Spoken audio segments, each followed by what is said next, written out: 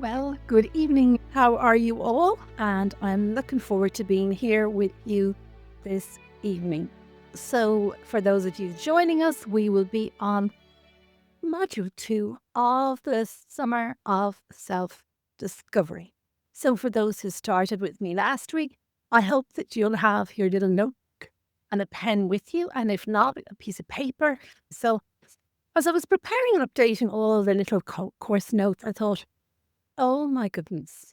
It struck me that what I'm actually teaching is even more relevant now as we all go forward. So, last time we asked ourselves some questions, and I hope maybe in the intervening time that you have added to your answers, hopefully in a little notebook that can be ongoing with you. And even this evening, you might be prompted to go back to those pages and add a word or two that might be relevant. Invaluable now, but more as you go into the future, because you can keep checking in with it and adding to it and noticing the little differences that you've chosen to make along the way. Because with what I teach, there are no shoulds. Everybody's absolutely at choice. So if you struggle with building your list of personal attributes, and that really covers what you bring to the world, you can always ask one or two people close by you that you trust to kind of maybe point out to you some things that you mightn't really notice yourself. But this has to be somebody who genuinely cares and that they can offer, you could even do the same for them. It can kind of be a reciprocal boost to each other because often in this busy life, we actually forget who we are and what we are and all of our skills and talents. And you're not fishing for compliments, although compliments are nice. But in many ways, to learn to say thank you when you're given a compliment rather than shrug them off. And so this Summer of Self Discovery course helps in the same way. They're different, but the outcome is similar in that you just feel better, better about you, better about your prospect, and just more hopeful, I suppose. I think it's hope is the main thing that life design gives in this kind of complicated world. You see, if you're to say something nice or appreciative to somebody in your life, they can carry that in their heart as well. And very often for us humans, we remember something negative rather than something positive. And if that voice in our head is negative, it seems to be like a magnet for negative opinions from ourselves. It brings more negativity from even people around us. It's just really, really strange. And as I said to you, I think it's last week, I'd say, sometimes I just get people to tell that voice to, like you tell a child, stop it, right? Give me a chance. I want to work things out. I want things to be different for all of us. And I mean all of us, all the parts of us inside. And then when the voice shushes just a little bit, like negativity seems to diffuse and disappear. And I find, as humans, but as women in particular, this is something that we really have to work on. Men do not experience it to the same extent. And I know for sure now, and I've proved it, that life design really, really helps. And some of this negativity can be like an inherent personality trait. Sometimes it can be from our upbringing. And wherever it comes from, it can be changed. And actually, sometimes if you listen to the negative voice, you'll actually get a few clues of who or where it may have come from. And even a little change in all of that can bring more confidence and a lift in spirits. We're not looking for perfection. We're looking for actually an improved self connection. Do you understand what I mean about that? It's like a better relationship with ourselves. And we're really looking to create an attitude of, if it can be done, I'll do my version of it. And then there's the fact I've learned that other people's successes leave clues. So there's so many ways that we can learn from other people. But that's kind of a whole other discussion, really. But this evening we'll focus on a couple of topics here. My simple style philosophy, which is, yes, about styling, but it's also about our personal brand.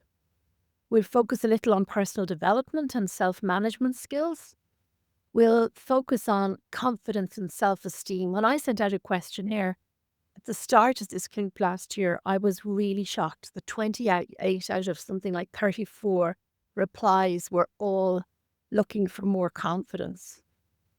And I'll also cover, the starting point of style, but from a whole life design perspective. So I'll start with style philosophy. So I believe that the effort we make with our appearance each day to our own unique agenda reflects into the day we'll have and the life that we live. So even if we want a very natural style, like, I don't know, perhaps not to colour our hair, perhaps not to wear makeup, all of that, that's fine. But you can still put a bit of cream on the face. You can tie your hair some way nice. You can tie a scarf in it. You can just show up as the best you every day. And honestly, it changes things. And different types of style suit us in the different phases in our life and also obviously the lives we live. And recognizing this and being prepared to make the changes, in all of this is actually a real part of being true to you, the person. And recognizing your style potential and putting it together. And many people need a bit of help with this, I suppose, if they want to upgrade or reinvent their style. But this can happen either quickly or over time, but it can have a great impact on our confidence and our self esteem and our personal world. And, very often, one of the best ways to do that is actually to catch a glimpse of a few people whose style we admire. Now, I don't mean that glad rags kind of style, but people that put themselves together reasonably well on a day to day basis. And just look what they do. Is it the sharpness of their haircut, right? Is it the fact that they just have, you can see they're looking after their skin or their nails, their teeth, or all of those parts of themselves that give us that kind of aura of caring enough about ourselves to actually put ourselves together in a way that represents us well, that represents our personal brand.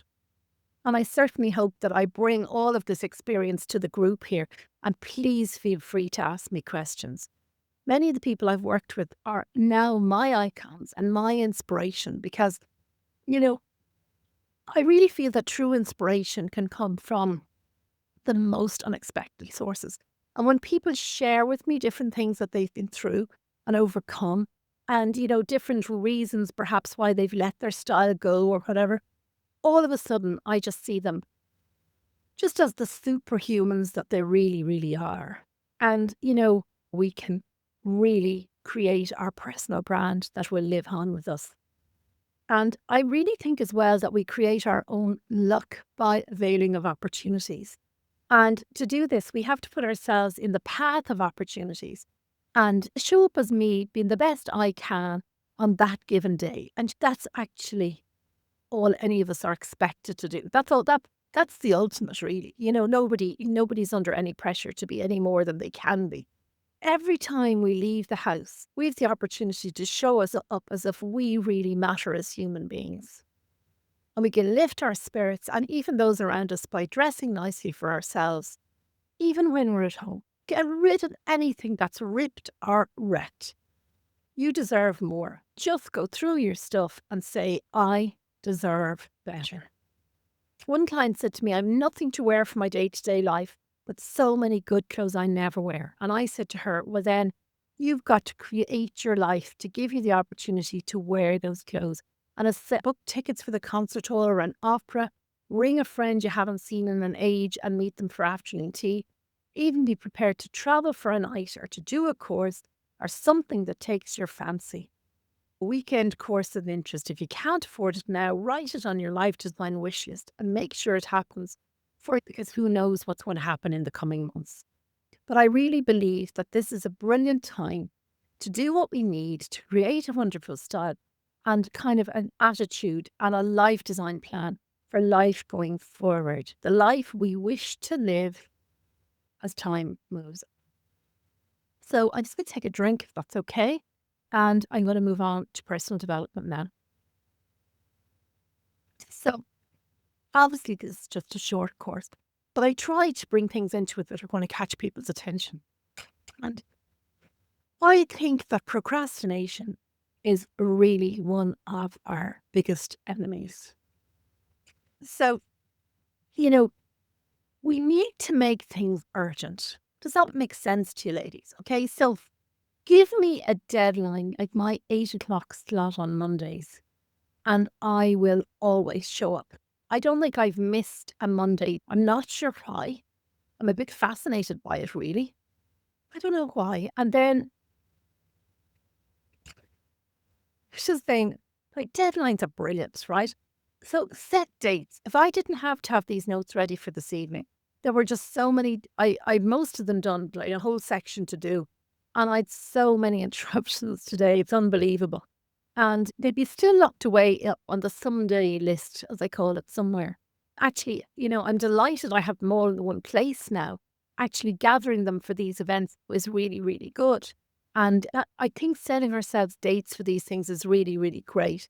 But making promises to ourselves and others make us show up. They make us perform. We then create opportunities for ourselves. Like, for example, when somebody's coming to stay and you might have a spare room and everything's bundled into it, but because somebody's coming, you do something about it.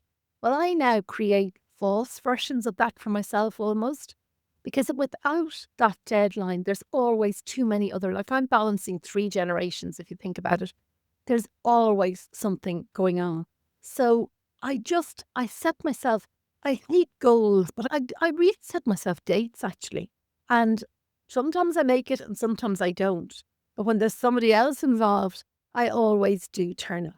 And now you see, by turning up each Monday, what happens is, and you need to turn up for yourself on a regular basis. And this is where your little notebook is great. Like, for example, you could do something like have a personal end of month review, where you've captured the questions here and you've given your answers. And then you can go back over that. It's just between you and you. But you can actually watch things evolving, like I did today when I went back to these notes I'd written this time last year and, not today, not the last few days. But life is an evolution, really. And I said last week, and I know it resonated with some people, when we take a step towards life, it takes a step towards us. But, you have to start somewhere. You really, really have to start somewhere. So I invite you to learn to set realistic goals. Now, I hate that word goals. I prefer, I don't know why it feels like dieting to me in some way. I kind of prefer making ourselves promises and stating intentions in our notebook. And, literally sending up wishes and hopes and dreams. And life design is all about finding creative solutions, making wishes, and making them happen. And perhaps that's what makes it so magical. And what I can magic with people, their ideas into reality. And I can magic positive change. And I can, in a two heads are better than one way, help people to follow their dreams, some of which can seem almost outlandish when we first discuss them. And hire a coach if you wish, but the coach you hire must have a huge vision for you. One of the problems with normal coaching is that it can keep people going around in circles and waits for them to come up with their own decisions, their own ideas. Where I share so many resources with people, my coaching has always been prescriptive in this way. I'll research for someone, I'll pass on contacts or a website address. If you don't want a coach, get an accountability buddy, someone who really cares. It's just so important to treat each other with so much kindness, but it just opens your world to somebody new. It opens you up to potential friendships and other people's ideas and encouragement. It can be really, really interesting. So my recommendation is get clear, take action, reward yourself. Top it all off with self-acknowledgement of yourself and gratitude for any helping hands along the way. That's what's so, so important. And doing this over and over again will make all the difference. And if you're not doing what it takes to get something done, and this is really, really important, you've got to ask yourself, is it important to you? Do you really want to do it? And life design in module 4 will help with this because it brings some clarity. But it's interesting, really, very often through our life design work, they may decide, "Do you know, actually, I don't want that anymore. I don't need that anymore. I've actually moved beyond the thing that I thought I wanted." And in doing so and letting go of it, then they're freed up to do what they really, really do want. And that's where this whole concept, I suppose, I've created about being true to you comes from. Because it's very difficult to make yourself do what you don't want to do. And certainly as we move on in life, we shouldn't do it anymore. Yes, we've got to make a living. Yes, we've got to keep a roof over our heads. Yes, sometimes, the choices are small. But with life design, we can brainstorm and brainstorm to find ways to make things happen. And lead by example, because often friends and family and partners will follow. You know, if you're dealing with a problem, even a big one, ask yourself in the morning, what can I do today about it? And if the answer is literally nothing, and I have problems I'm dealing with at the moment, and at the moment I can do nothing about them, you literally put that problem back on a shelf in a box, take it out of your mind and put it there on the shelf rather than carrying it around and weighing yourself down. Don't waste a day or even an hour of your precious life. Yes, it has to be dealt with. Yes, you've got to brainstorm. Yes, you've got to find a solution. But if there's nothing you can do that day, if you've written the letters, if you're waiting for a reply or whatever, you have to unload it off yourself because otherwise it just slows down every other area of your life too. And we've had a lot of problems over the years, and I've had to learn to do that. Another question that is very interesting to ask, particularly if you're very sensitive like I am, is it actually my problem at all? We can also be carrying around the problems of other family members and even society on our shoulders. We should do what we can, then lay it down. That's the way I've learned to deal with issues. Worrying and fretting can become a habit. So, by doing what I described to you above, if I can't be proactive about this today, then I'll lay it down until tomorrow, or till next week, or till next month. Or maybe it's a threat that'll never happen. But our bodies and our minds don't understand this. They are constantly processing it as if it is happening over and over again. And it's taken me a lifetime to learn this and the discovery about being highly sensitive to realize this. And I really, really want to pass it on. And we can all have beliefs that hold us back. But this topic is beyond the scope of the course. But I know that every single belief, every single I can't, I don't deserve, all of those beliefs can be flipped, can be changed into something more positive. So these are things I want to share. Then people can think about what they want, what they need, what they might get help with, something I can do, somebody I can send you to, really and truly, so much is possible. That's my message. So much is possible. Now, I'm going to move on now to the topic of happiness. So the problem with happiness, and many of us are on a quest for happiness, is that it can be fleeting. It can be tiny little moments. We have to learn to notice them. But it can also be evasive. Like we're always chasing it like a butterfly that won't land, right? And that's the happiness is the butterfly and it's hopping along and we just can't catch it or grasp it. So I always suggest to my clients that they make a list of things that cost absolutely nothing, that actually make them happy. And sometimes we really have to brainstorm about this. It might be a cup of tea in a china cup, or it might be some deep breathing. One of my friends in my mastermind have taught me some fabulous breathing, and it's made a difference. And everything's on the internet. Last year I was doing a bit of Qigong, and I might go back to it again, all free on the internet.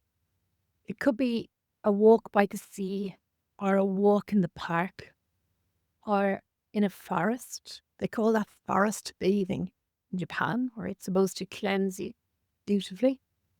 It could be the feeling of clean, crisp sheets. Could be a nice long bath.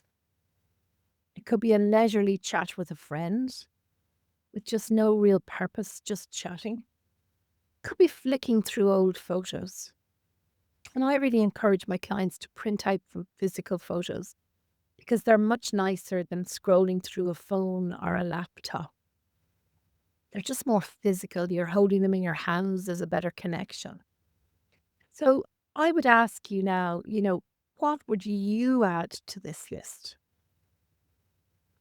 What are your little happy moments that you can create more of and that you can become more aware of? Because when we become more aware of it, it's like happiness is like a little magnet, and the next little happiness links onto it. And we can build a little daisy chain of happinesses, even though there's other stuff going on. And this is just it's our precious, it's our secret. It's our secret self care. My daughter Rachel, she loves lavender oil for her bath and for her pillow.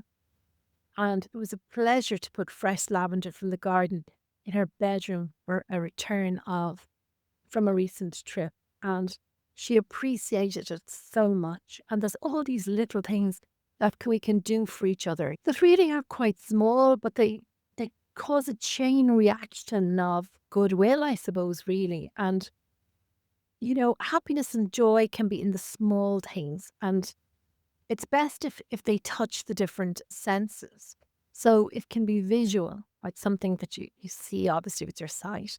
It can be olfactory, which is a scent, a smell. So it might be something you hear like music. It can be gustatory, it's called, which is like a taste and, and memories and things like that. And it can be kinesthetic. And I would have thought my main one was visual, but actually it's kinesthetic, which is the feelings one. So that dovetails perfectly with me being highly sensitive.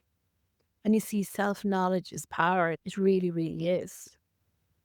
So if you have your little notebook there, you could have a new page this evening and you could ask, where am I now on the scale of happiness between 1 and 10?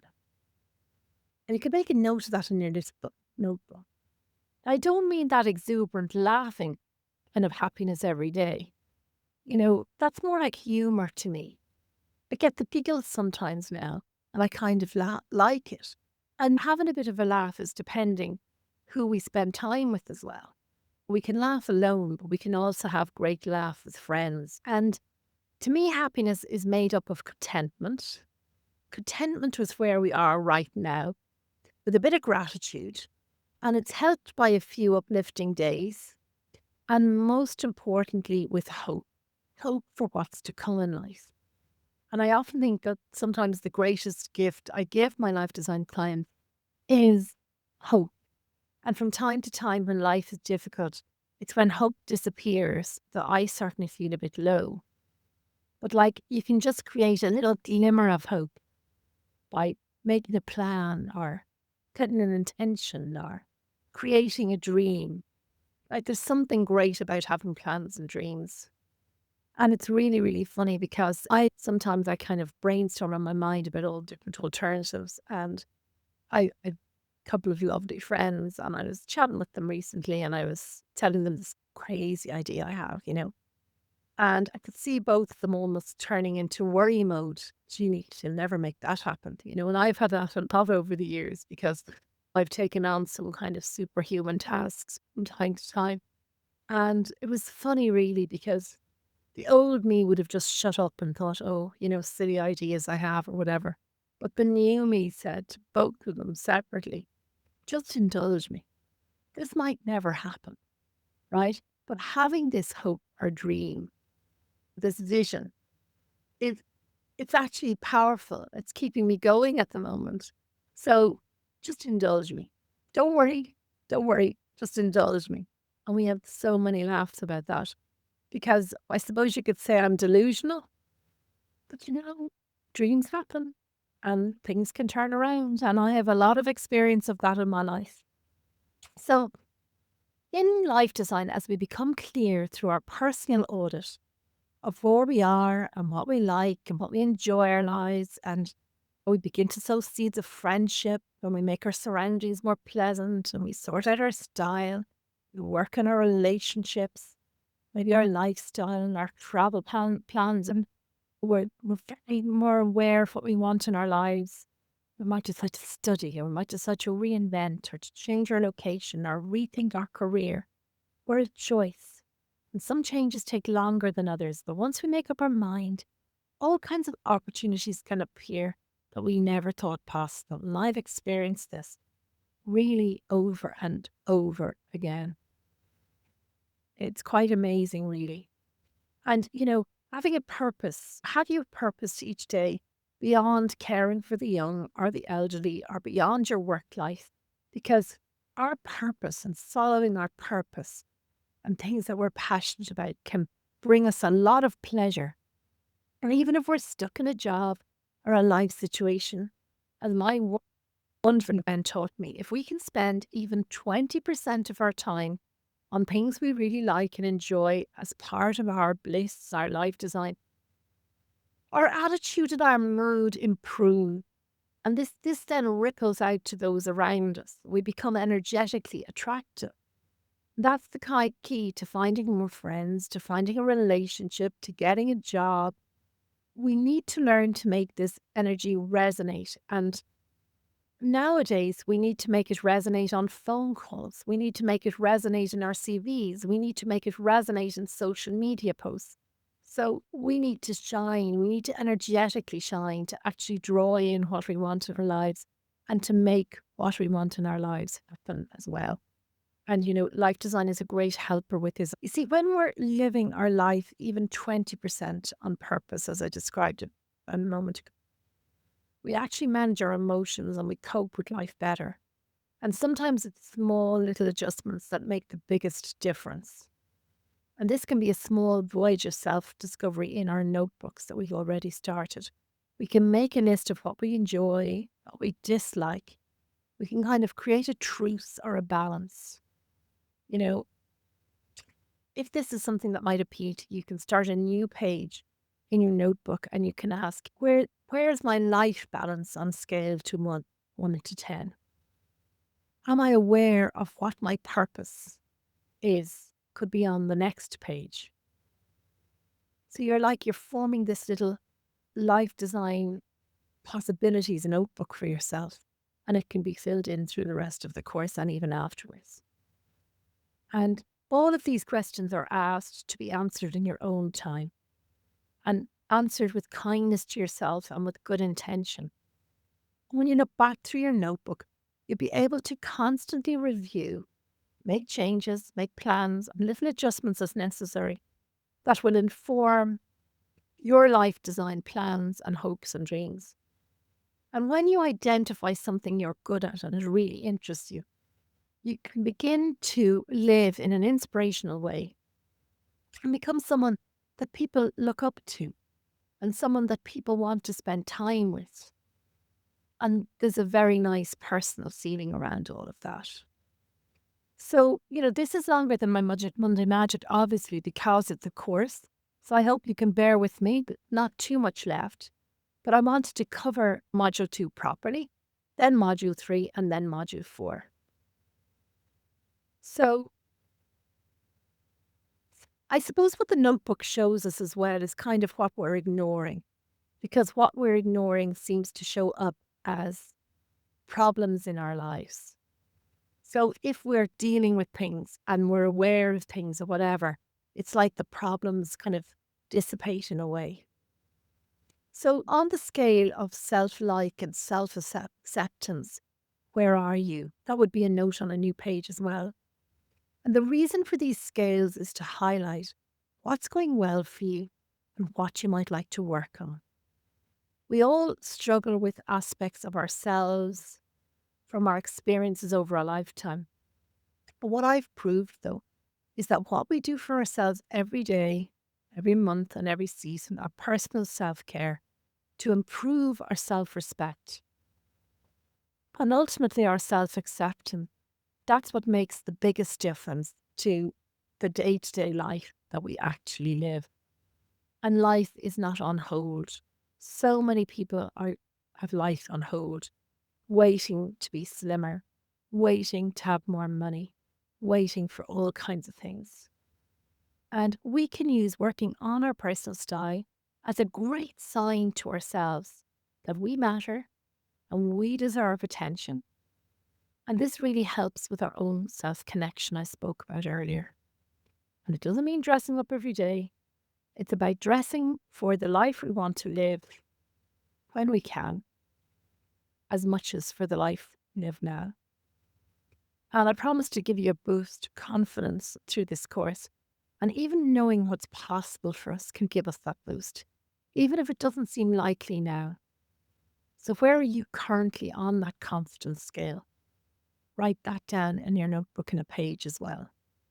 Because as you put the little changes you decide to make into place from listening to the course here, and other things will dawn on you too. Don't be surprised if you start seeing a video online or words in a magazine or a TV program that will actually give you all kinds of ideas. 'Cause that's what happens with this work, to be honest with you. What surprised me greatly as I began to style was how low some people's confidence levels were, even though they were functioning well in the world. And style had always been such a difficult part of my own life, and trying to get suitable clothes right up to when I was 30 was such a challenge. And kind of criticism and comments for others were very destructive. However, once I had clothes that I really liked and wore well, and something for every occasion, clothes that fitted and flattered me, and I always say, everything kind of changed in my life. But it took a long time for that to happen, 30 years. So please, please begin to notice what you say to yourself when you look in the mirror for the first time every day. As the years roll on, we can be very unpleasant to ourselves. I don't think about it too much myself. I just kind of try to say something like, looking good, Liz, so grateful for my health and all those I love in my life. But starting your day with a little mantra like that, like a body mind connection, that actually works quite well. And it's a good message to start the day on. And our style, more than anything else, can really empower us and build our confidence. And spending time with people who are living in their own confidence space within, whether online or offline, can be really empowering too. Because others can drag us down, as we all know.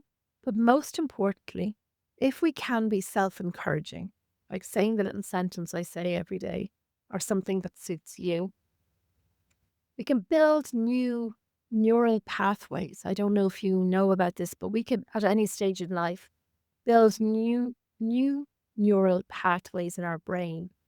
And one of those can be a confidence one. And it really, really is possible. But it takes repetition. That's why I keep mine very, very simple. Please, please try out some of the things that I'm suggesting to you here, because I've proved that it will work. I really, really have. And encourage and praise yourself about something every single day, and, notice the difference. You see, this is a doing course. It's not just a listening course. It's not about listening what I say. It's for you to pick out the few things that you feel interest you right now and to make a couple of little changes. And then they lead to the next change. And that's why the notebook is gold dust, because you don't have to go back to scratch again. You can actually keep noting in it the little things that improve the little things that are different, the little things that make sense to you. And, be honest, this group is a bit shy about the common compared to other groups I'm in, but I'm not going to force anyone. Everything that we undertake, especially if it's something to improve our lives, builds our confidence. And I'll come back to this in module 4 in life design, because it forms a cycle of progress and confidence and good luck and happiness. So I'm going to wave my magic wand and wish you well. Until we meet again next week, ask a question, do a little bit of the work, and I hope that you stay safe and that life is good to you in lots of lovely ways. Thank you so much for spending this time with us and for listening to Life Design Monday Magic. We are honoured and humbled to be able to share Liz's words, wisdom and life design philosophy with you. If you enjoyed this episode, we'd love for you to subscribe so you never miss a new one. And if you could take a moment to rate and review the podcast, it would help us share her message with even more people. We'll be back in a couple of weeks with another inspirational Life Design Monday Magic filled with more of Liz's wisdom, warmth and encouragement to help you live your best life despite. We'll talk to you again soon, and in the meantime, take care. And as Liz would say, do focus on all that's good. Good luck.